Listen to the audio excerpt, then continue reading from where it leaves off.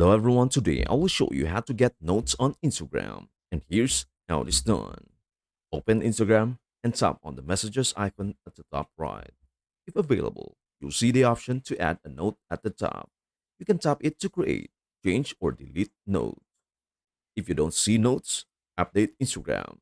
Go to the App Store or Google Play Store, search for Instagram, and make sure it is updated to the latest version. Switch to a professional account.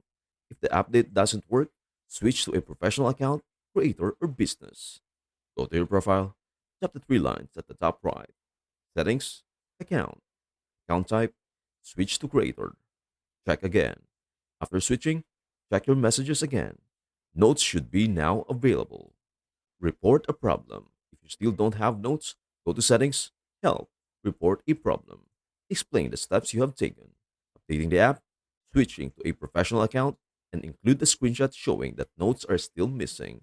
That is everything you need to know about how to get notes on Instagram. Before we end, may I humbly ask you a favor? Please do like, share, and subscribe to our channel. This means the world to us. Thank you so much for watching. We hope to see you in our next video.